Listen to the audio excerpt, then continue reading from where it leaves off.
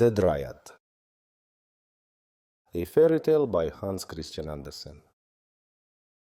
We are traveling to Paris to the exhibition. Now we are there. That was a journey, a flight without magic. We flew on the wings of steam over the sea and across the land. Yes, our time is the time of fairy tales. We are in the midst of Paris, in a great hotel. Blooming flowers ornament the staircases and soft carpets the floors. Our room is a very cozy one, and through the open balcony door we have a view of a great square. Spring lives down there. It has come to Paris, and arrived at the same time with us. It has come in the shape of a glorious young chestnut tree with delicate leaves newly opened. How the tree gleams, dressed in its spring garb, before all the other trees in the place. One of these latter had been struck out of the list of living trees. It lies on the ground with roots exposed. On the place where it stood, the young chestnut tree is to be planted and to flourish. It still stands towering aloft on the heavy wagon which has brought it this morning a distance of several miles to Paris. For years it had stood there in the protection of a mighty oak tree, under which the old venerable clergyman had often sat, with children listening to his stories. The young chestnut tree had also listened to the stories, for the Dryad who lived in it was a child also.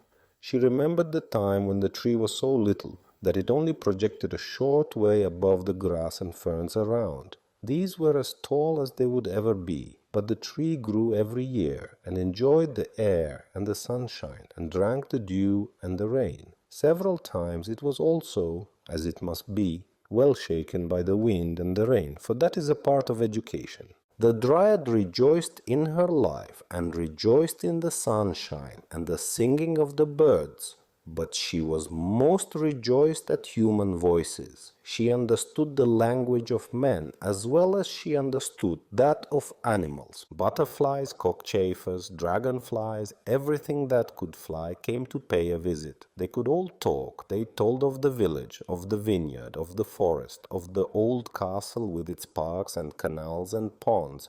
Down in the water dwelt also living beings, which, in their way, could fly under the water from one place to another, beings with knowledge and delineation. They said nothing at all. They were so clever. And the swallow, who had dived, told about the pretty little goldfish, of the thick turbot, the fat brill, and the old carp. The swallow could describe all that very well, but self is the man, she said. One ought to see these things oneself. But how was the Dryad ever to see such beings? She was obliged to be satisfied with being able to look over the beautiful country and see the busy industry of men. It was glorious, but most glorious of all when the old clergyman sat under the oak tree and talked of France and of the great deeds of her sons and daughters, whose names will be mentioned with admiration through all time. Then the Dryad heard of the shepherd girl, Joan of Arc, and of Charlotte Corday. She heard about Henry the Fourth and Napoleon the First. She heard names whose echo sounds in the hearts of the people. The village children listened attentively, and the Dryad no less attentively. She became a schoolchild with the rest. In the clouds that went sailing by, she saw picture by picture everything that she heard talked about. The cloudy sky was her picture book. She felt so happy in beautiful France, the fruitful land of genius, with the crater of freedom.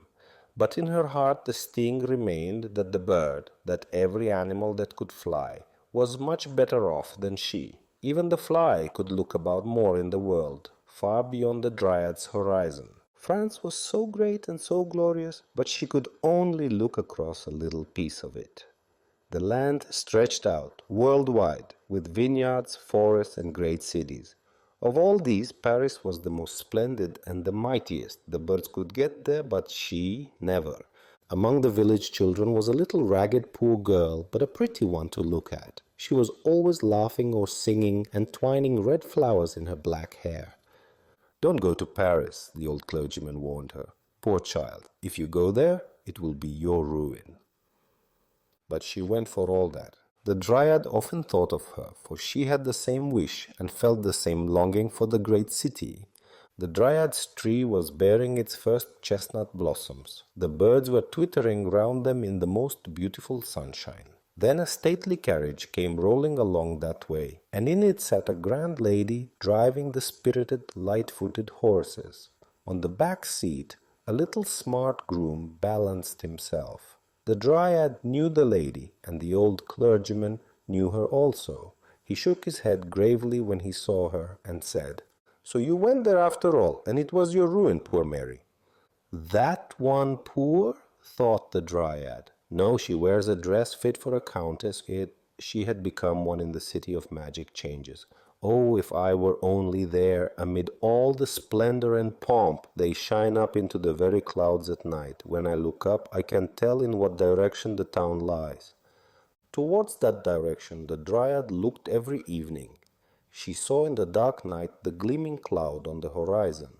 In the clear moonlight nights she missed the sailing clouds, which showed her pictures of the city and pictures from history. The child grasps at the picture books, the Dryad grasped at the cloud world. Her thought book, a sudden, cloudless sky, was for her a blank leaf, and for several days she had only had such leaves before her. It was in the warm summer-time. Not a breeze moved through the glowing hot days. Every leaf, every flower, lay as if it were torpid, and the people seemed torpid too. Then the clouds arose and covered the region round about where the gleaming mist announced, "Here lies Paris." The clouds piled themselves up like a chain of mountains, hurried on through the air, and spread themselves abroad over the whole landscape as far as the Dryad's eye could reach. Like enormous blue-black blocks of rock, the clouds lay piled over one another. Gleams of lightning shot forth from them. "These also are the servants of the Lord God," the old clergyman had said.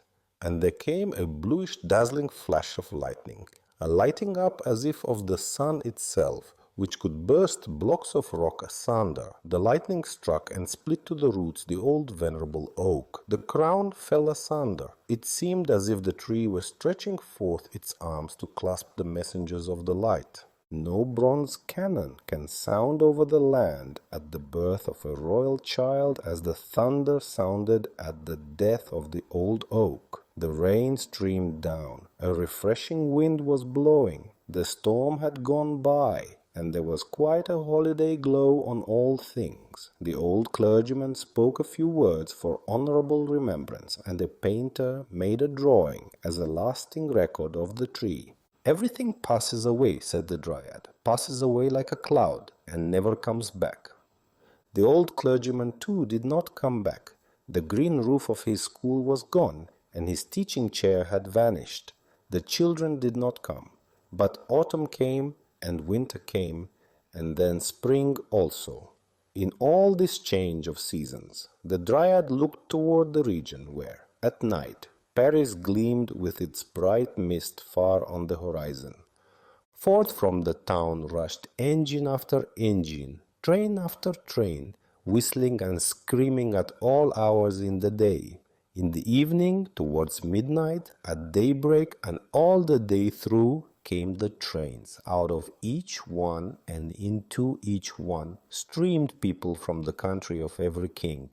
A new wonder of the world had summoned them to Paris. In what form did this wonder exhibit itself? "A splendid blossom of art and industry," said one, "has unfolded itself in the Champ de Mars. A gigantic sunflower, from whose petals one can learn geography and statistics, and can become as wise as a Lord Mayor, and raise one's self to the level of art and poetry, and study the greatness and power of the various lands." "A fairy tale flower," said another, "a many-colored lotus plant, which spreads out its green leaves like a velvet carpet over the sand. The opening spring has brought it forth. The summer will see it in all its splendor. The autumn winds will sweep it away, so that not a leaf, not a fragment of its root shall remain." In front of the military school extends in time of peace the arena of war. A field without a blade of grass, a piece of sandy steppe, as if cut out of the desert of Africa, where Fata Morgana, displays her wondrous airy castles and hanging gardens. In the Champ de Mars, however, these were to be seen more splendid, more wonderful than in the East, for human art had converted the airy, deceptive scenes into reality. The Aladdin's palace of the present has been built, it was said. Day by day, hour by hour, it unfolds more of its wonderful splendor.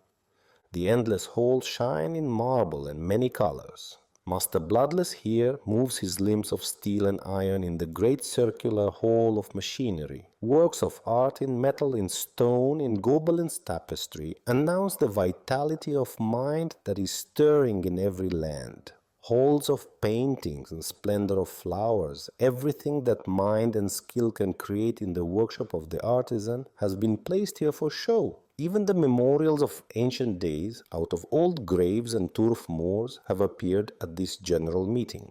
The overpowering, great variegated whole must be divided into small portions and pressed together like a plaything, if it is to be understood and described. Like a great table on Christmas Eve, the Champ de Mars carried a wonder castle of industry and art, and around this knickknacks from all countries had been ranged, knickknacks on a grand scale, for every nation found some remembrance of home. Here stood the royal palace of Egypt, there the caravanserai of the desert land. The Bedouin had quitted his sunny country and hastened by on his camel. Here stood the Russian stables, with the fiery glorious horses of the steppe. Here stood the simple straw-thatched dwelling of the Danish peasant, with the Dannebrog flag next to Gustavus Vasa's wooden house from Dalarn, with its wonderful carvings, American huts, English cottages, French pavilions, kiosks, theatres, churches, all strewn around, and between them the fresh green turf, the clear springing water, blooming bushes, rare trees, hothouses in which one might fancy oneself transported into the tropical forest, whole gardens brought from Damascus and blooming under one roof. What colors, what fragrance! Artificial grottos surrounded bodies of fresh or salt water and gave a glimpse into the empire of the fishes. The visitor seemed to wander at the bottom of the sea, among fishes and polypi.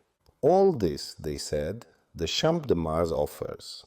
And around the great richly spread table the crowd of human beings moves like a busy swarm of ants, on foot or in little carriages, for not all feet are equal to such a fatiguing journey. Hither they swarm from morning till late in the evening. Steamer after steamer, crowded with people, glides down the Seine. The number of carriages is continually on the increase. The swarm of people on foot and on horseback grows more and more dense. Carriages and omnibuses are crowded, stuffed and embroidered with people. All these tributary streams flow in one direction towards the exhibition.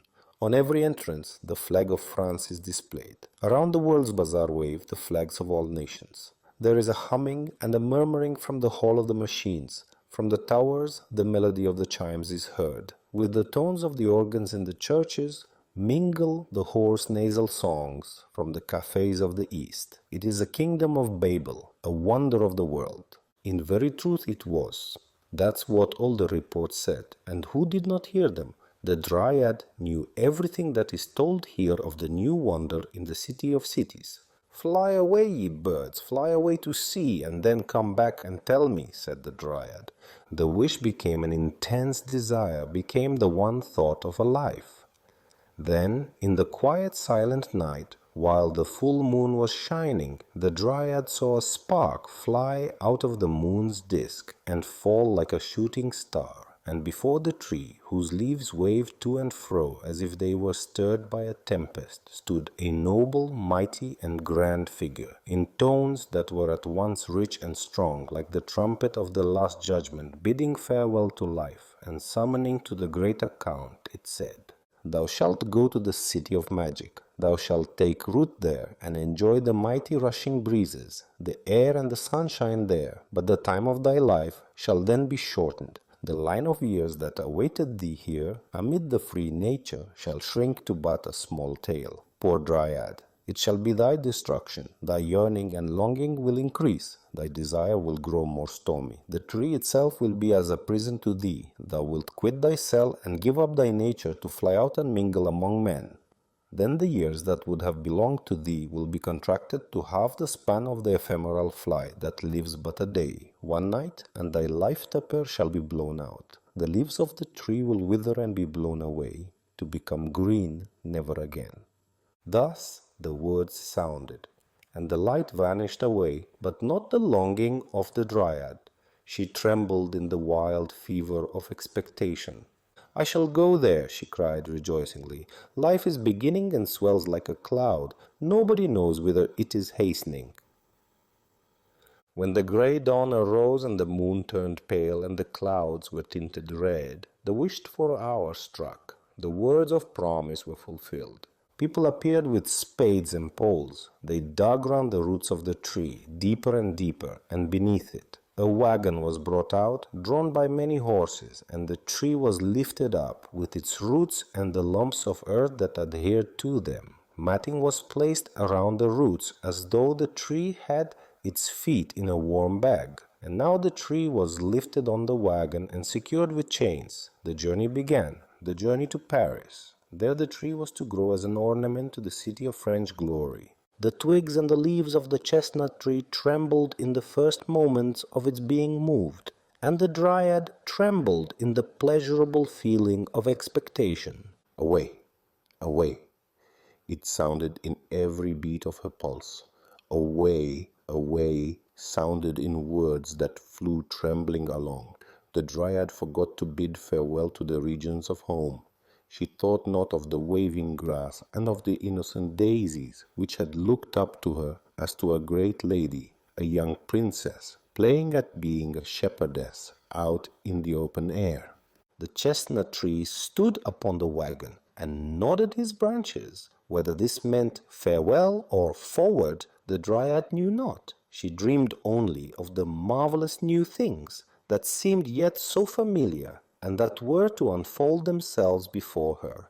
No child's heart rejoicing in innocence, no heart whose blood danced with passion, had set out on the journey to Paris more full of expectation than she. Her farewell sounded in the words, away, away. The wheels turned, the distant approached, the present vanished. The region was changed, even as the clouds change. New vineyards, forests, villages, villas appeared, came nearer, vanished. The chestnut tree moved forward, and the Dryad went with it. Steam engine after steam engine rushed past, sending up into the air vapory clouds that formed figures which told of Paris, whence they came, and whither the Dryad was going. Everything around knew it, and must know whither she was bound. It seemed to her as if every tree she passed stretched out its leaves towards her, with the prayer, "Take me with you, take me with you," for every tree enclosed a longing Dryad. What changes during this flight? Houses seemed to be rising out of the earth, more and more, thicker and thicker. The chimneys rose like flower pots ranged side by side, or in rows, one above the other, on the roofs. Great inscriptions in letters a yard long, and figures in various colors, covering the walls from cornice to basement, came brightly out. "Where does Paris begin, and when shall I be there?" asked the Dryad. The crowd of people grew, the tumult and the bustle increased.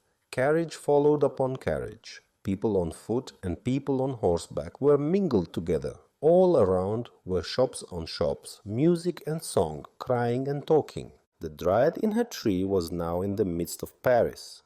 The great heavy wagon all at once stopped on a little square planted with trees. The high houses around had all of them balconies to the windows, from which the inhabitants looked down upon the young, fresh chestnut tree, which was coming to be planted here as a substitute for the dead tree that lay stretched on the ground. The passers-by stood still and smiled in admiration of its pure, vernal freshness. The older trees, whose buds were still closed, whispered with their waving branches, "Welcome, welcome!" The fountain, throwing its jet of water high up in the air to let it fall again in the wide stone basin, told the wind to sprinkle the newcomer with pearly drops, as if it wished to give him a refreshing draught to welcome him. The Dryad felt how her tree was being lifted from the wagon to be placed in the spot where it was to stand. The roots were covered with earth, and fresh turf was laid on top. Blooming shrubs and flowers in pots were ranged around, and thus a little garden arose in the square. The tree that had been killed by the fumes of gas, the steam of kitchens, and the bad air of the city was put upon the wagon and driven away. The passers-by looked on. Children and old men sat upon the bench and looked at the green tree, and we who are telling this story stood upon a balcony and looked down upon the green spring sight that had been brought in from the fresh country air, and said what the old clergyman would have said, "Poor Dryad." I am happy, the Dryad cried, rejoicing, and yet I cannot realize, cannot describe what I feel. Everything is as I fancied it, and yet as I did not fancy it. The houses stood there, so lofty, so close. The sunlight shone on only one of the walls, and that one was stuck over with bills and placards, before which the people stood still, and this made a crowd. Carriages rushed past, carriages rolled past. Light ones and heavy ones mingled together. Omnibuses, those overcrowded moving houses, came rattling by. Horsemen galloped among them. Even carts and wagons asserted their rights. The Dryad asked herself if these high-grown houses, which stood so close around her, would not remove and take other shapes, like the clouds in the sky, and draw aside, so that she might cast a glance into Paris, and over it Notre Dame must show itself, the Vendôme column, and the wondrous building which had called and was still calling so many strangers to the city. But the houses did not stir from their places. It was yet day when the lamps were lit. The gas jets gleamed from the shops and shone even into the branches of the trees, so that it was like sunlight in summer.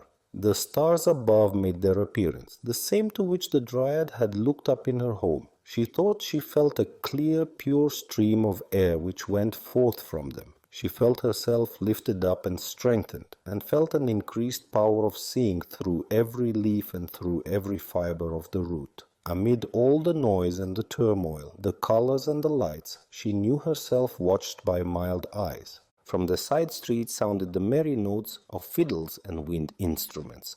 Up, to the dance, to jollity and pleasure. That was their invitation. Such music it was that horses, carriages, trees, and houses would have danced if they had known how. The charm of intoxicating delight filled the bosom of the Dryad.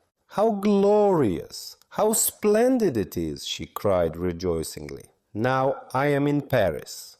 The next day that dawned, the next night that fell, offered the same spectacle, similar bustle, similar life, changing indeed, yet always the same. And thus it went on through the sequence of days. Now I know every tree, every flower on the square here. I know every house, every balcony, every shop in this narrow cut-off corner, where I am denied the sight of this great mighty city. Where are the arches of triumph, the boulevards, the wondrous building of the world? I see nothing of all this. As if shut up in a cage, I stand among the high houses, which I now know by heart, with their inscriptions, signs, and placards. All the painted confectionery, that is no longer to my taste. Where are all the things of which I heard, for which I longed, and for whose sake I wanted to come hither? What have I seized, found, won? I feel the same longing I felt before. I feel that there is a life I should wish to grasp and to experience.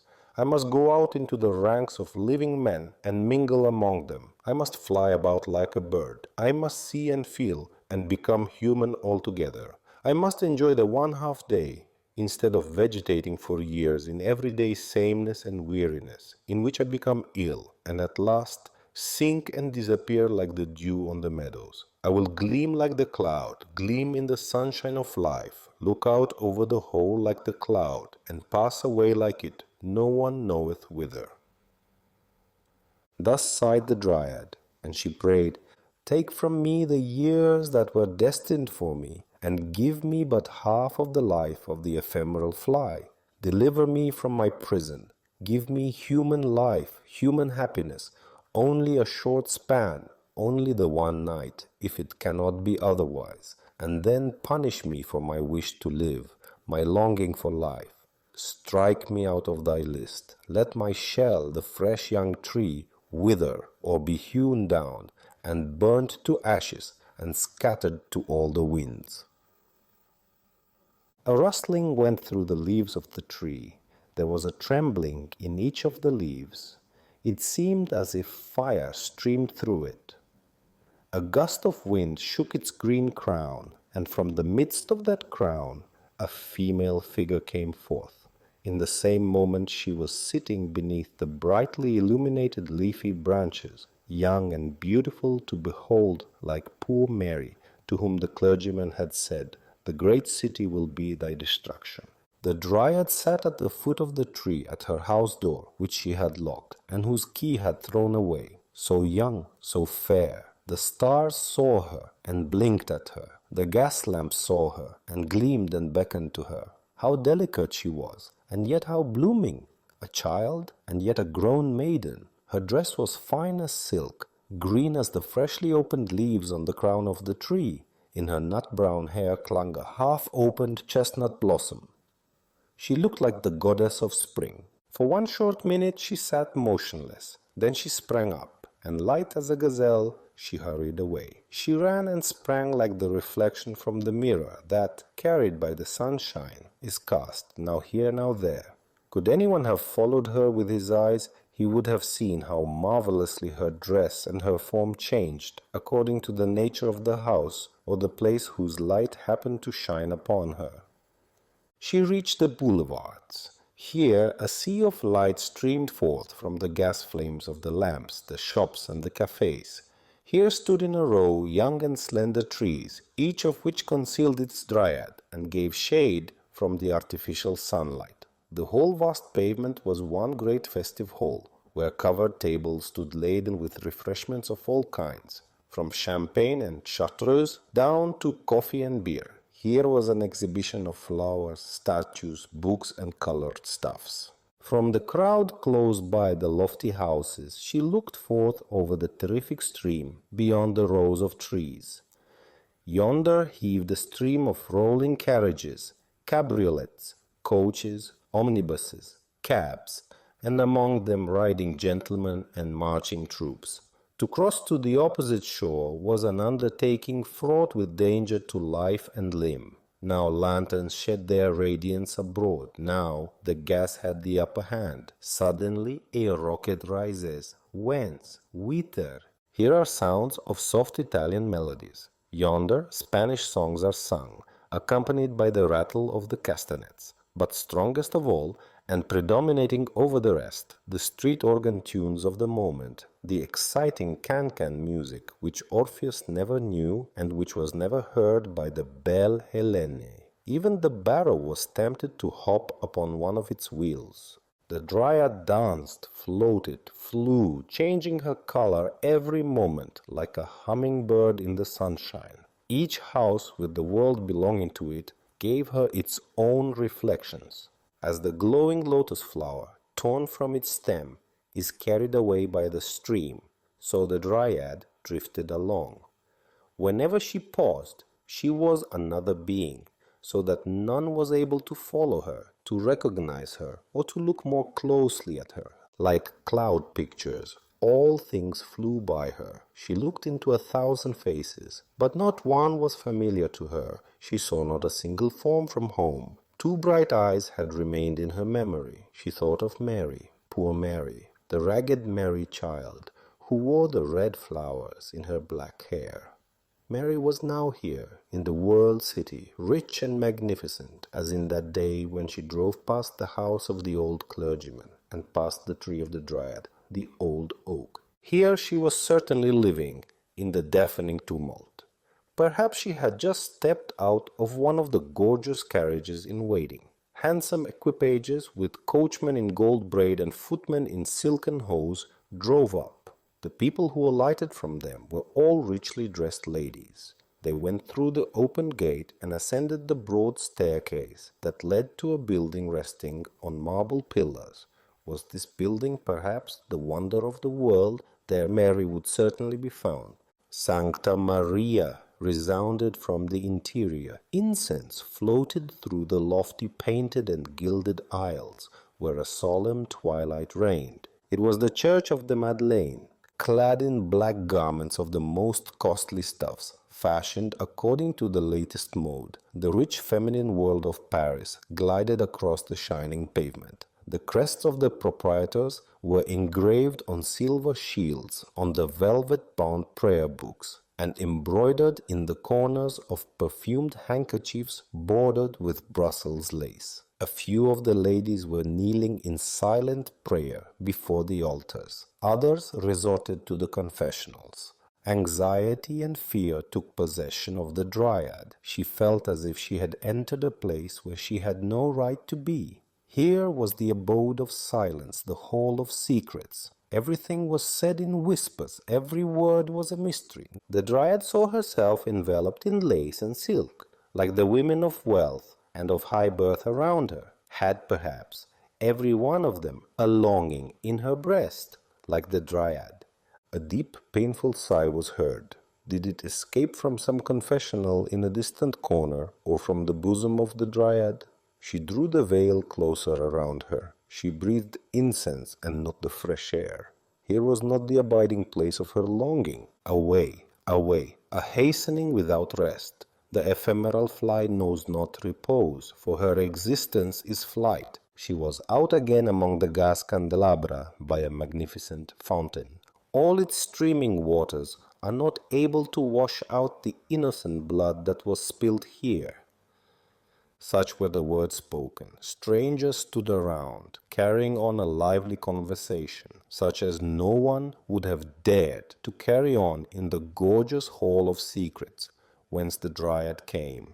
A heavy stone slab was turned and then lifted. She did not understand why. She saw an opening that led into the depths below.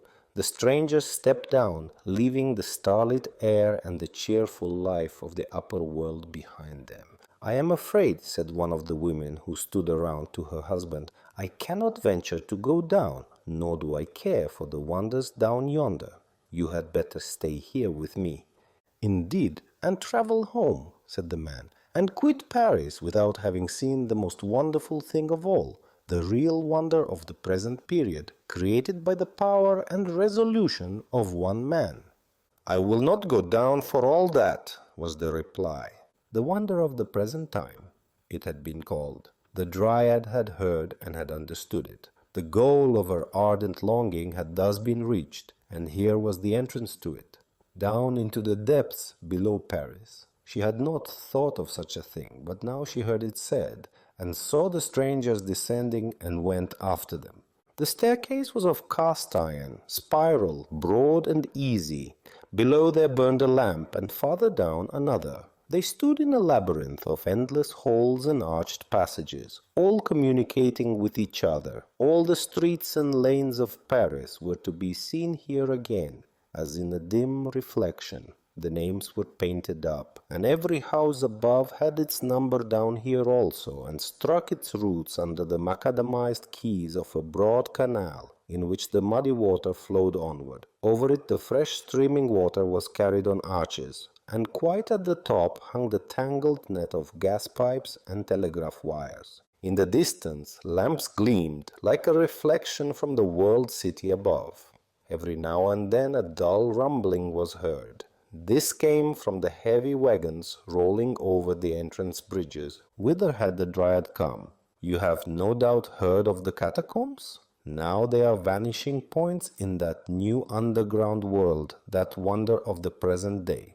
The sewers of Paris. The Dryad was there, and not in the world's exhibition in the Champ de Mars. She heard exclamations of wonder and admiration. From here go forth health and life for thousands upon thousands up yonder. Our time is the time of progress, with its manifold blessings. Such was the opinion and the speech of men, but not of those creatures who had been born here, and who built and dwelt here. Of the rats, namely, who were squeaking to one another in the clefts of a crumbling wall, quite plainly, and in a way the Dryad understood well. A big old father rat, with his tail bitten off, was relieving his feelings in loud squeaks, and his family gave their tribute of concurrence to every word he said. "I am disgusted with this man mewing," he cried, "with these outbursts of ignorance. A fine magnificence, truly, all made up of gas and petroleum. I can't eat such stuff as that. Everything here is so fine and bright now that one's ashamed of oneself without exactly knowing why. Ah, if we only lived in the days of tallow candles, and it does not lie so very far behind us. That was a romantic time, as one may say." "What are you talking of there?" asked the Dryad. "I have never seen you before. What is it you are talking about?" "Of the glorious days that are gone," said the rat, "of the happy time of our great-grandfathers and great-grandmothers. Then it was a great thing to get down here. That was a rat's nest quite different from Paris. Mother Plague used to live here then. She killed people, but never rats. Robbers and smugglers could breathe freely here. Here was the meeting place of the most interesting personages, whom one now only gets to see in the theaters where they act melodrama up above. The time of romance is gone even in our rat's nest, and here also fresh air and petroleum have broken in." Thus squeaked the rat. He squeaked in honor of the old time, when Mother Plague was still alive. A carriage stopped, a kind of open omnibus, drawn by swift horses. The company mounted and drove away along the Boulevard de Sebastopol, that is to say, the underground boulevard, over which the well-known crowded street of that name extended. The carriage disappeared in the twilight. The Dryad disappeared, lifted to the cheerful freshness above. Here and not below in the vaulted passages, filled with heavy air, the wonder-work must be found which she was to seek in her short lifetime. It must gleam brighter than all the gas flames, stronger than the moon that was just gliding past. Yes, certainly, she saw it yonder in the distance. It gleamed before her, and twinkled and glittered like the evening star in the sky. She saw a glittering portal open that led to a little garden where all was brightness and dance music. Colored lamps surrounded little lakes in which were water plants of colored metal from whose flowers jets of water spurted up. Beautiful weeping willows, real products of spring, hung their fresh branches over these lakes like a fresh, green, transparent, and yet screening veil. In the bushes burnt an open fire, throwing a red twilight over the quiet huts of branches into which the sounds of music penetrated, an ear-tickling, intoxicating music that sent the blood coursing through the veins. Beautiful girls in festive attire, with pleasant smiles on their lips and the light spirit of youth in their hearts. Marys, with roses in their hair, but without carriage and postilion, flitted to and fro in the wild dance. Where were the heads? Where the feet? As if stung by tarantulas, they sprang, laughed, rejoiced, as if in their ecstasies they were going to embrace all the world. The Dryad felt herself torn with them into the whirl of the dance. Round her delicate foot clung the silken boot, chestnut brown in color, like the ribbon that floated from her hair down upon her bare shoulders. The green silk dress waved in large folds, but did not entirely hide the pretty foot and ankle. Had she come to the enchanted garden of Armida? What was the name of the place? The name glittered in gas jets over the entrance. It was Mabile. The soaring upwards of rockets, the splashing of fountains, and the popping of champagne corks accompanied the wild bacchantic dance. Over the whole glided the moon through the air, clear but with a somewhat crooked face. A wild joviality seemed to rush through the Dryad, as though she were intoxicated with opium.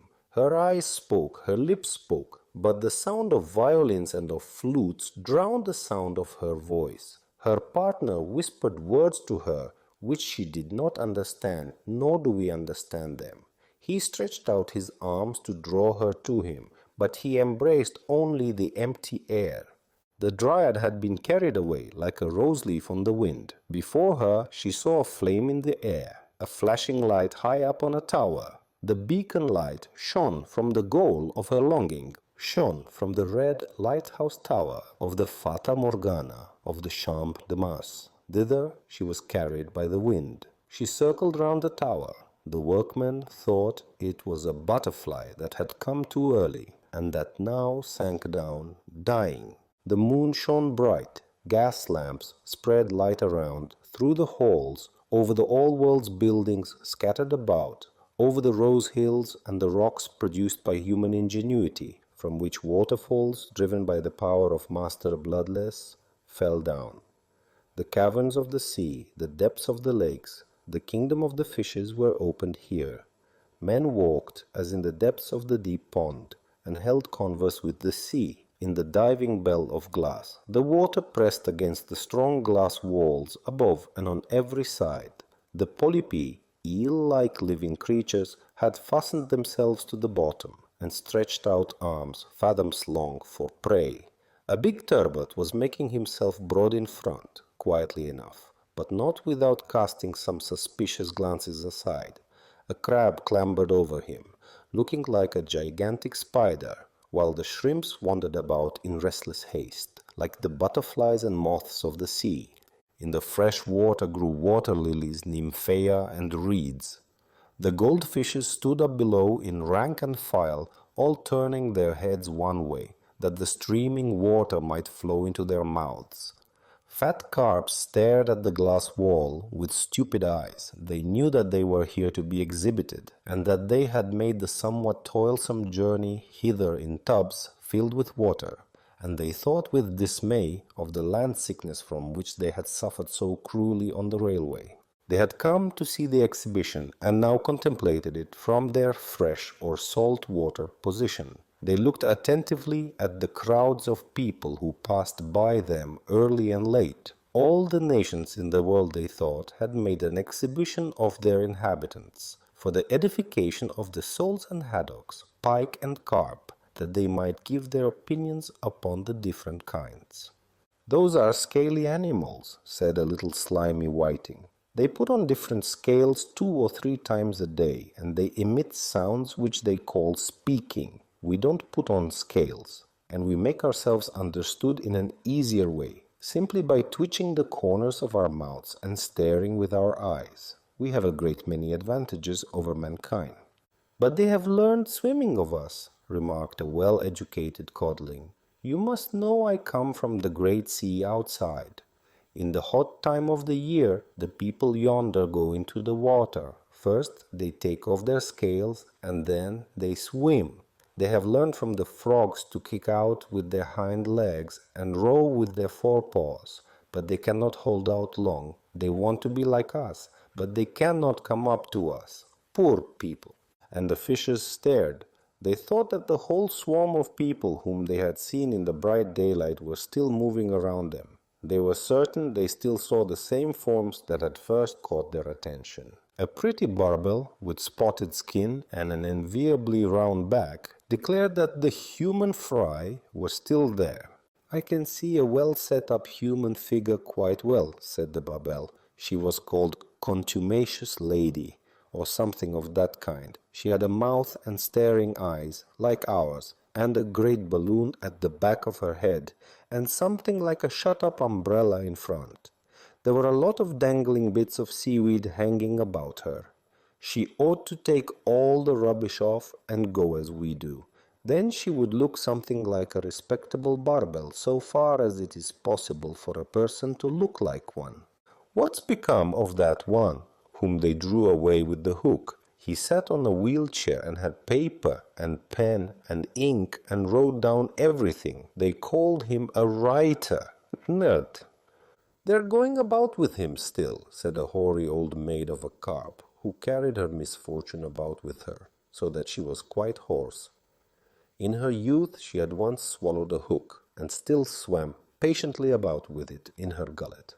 A writer, that means, as we fishes describe it, a kind of cuttle or inkfish among men. Thus the fishes gossiped in their own way, but in the artificial water grotto the laborers were busy, who were obliged to take advantage of the hours of night to get their work done by daybreak. They accompanied with blows of their hammers and with songs the parting words of the vanishing Dryad. "So at any rate I have seen you, you pretty goldfishes," she said. "Yes, I know you," and she waved her hand to them. "I have known about you a long time in my home. The swallow told me about you, how beautiful you are, how delicate and shining. I should like to kiss every one of you. You others also. I know you all, but you do not know me." The fishes stared out into the twilight. They did not understand a word of it. The Dryad was there no longer. She had been a long time in the open air, where the different countries, the country of black bread, the codfish coast, the kingdom of Russia leather, and the banks of eau de Cologne, and the gardens of rose oil, exhaled their perfumes from the world wonder flower. When, after a night at a ball, we drive home half asleep and half awake, the melodies still sound plainly in our ears. We hear them and could sing them all from memory. When the eye of the murdered man closes, the picture of what it saw last clings to it for a time like a photographic picture. So it was likewise here. The bustling life of day had not yet disappeared in the quiet night. The Dryad had seen it. She knew. Thus it will be repeated tomorrow. The Dryad stood among the fragrant roses, and thought she knew them, and had seen them in her own home. She also saw red pomegranate flowers, like those that little Mary had worn in her dark hair. Remembrances from the home of her childhood flashed through her thoughts. Her eyes eagerly drank in the prospect around, and feverish restlessness chased her through the wonder-filled halls. A weariness that increased continually took possession of her. She felt a longing to rest on the soft oriental carpets within, or to lean against the weeping willow without by the clear water. But for the ephemeral fly there was no rest. In a few moments the day had completed its circle. Her thoughts trembled, her limbs trembled. She sank down on the grass by the bubbling water. "Thou wilt ever spring living from the earth," she said mournfully. "Moisten my tongue, bring me a refreshing draught." "I am no living water," was the answer. "I only spring upward when the machine wills it." "Give me something of thy freshness, thou green grass," implored the Dryad. "Give me one of thy fragrant flowers."